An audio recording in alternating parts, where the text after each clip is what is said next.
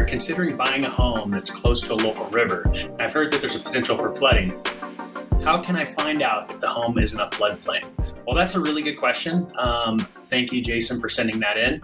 And to answer your question quickly, you can go to FEMA and you can type in your address and you can determine if your house is in a floodplain. Now, when you look at like a river and you kind of understand where that flow path is, there's always going to be, probably 50, 100, maybe 200 feet around that river, depending on, the location, the proximity, and the base elevation of that river to where the floodplain would be. So if it's on a river, if it's close to the river, there's a chance that there's a high probability that it's actually going to be in the floodplain.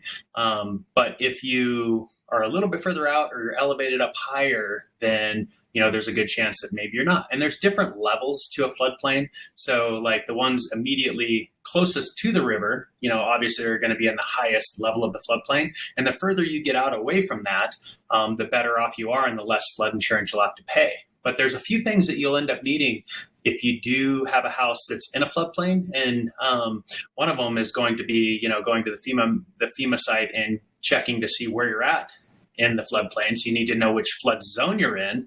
And then the next thing that you're going to want to have done is a base site elevation to determine where your house sits kind of in that elevation. So if a flood were to hit, how would you be affected inside that elevation? And a lot of insurance companies want to know that, but a lot of the times a home that's in a floodplain, they've already had those things done. So when you are potentially buying a house that's in a floodplain, you'll want to check and see if they've got the base elevation certificate done and which type of flood zone you're in. So there's a bunch of different ones, and those are all regulated by FEMA to just kind of determine how much you're going to pay for flood insurance. So hope that answers your question. Have a great day.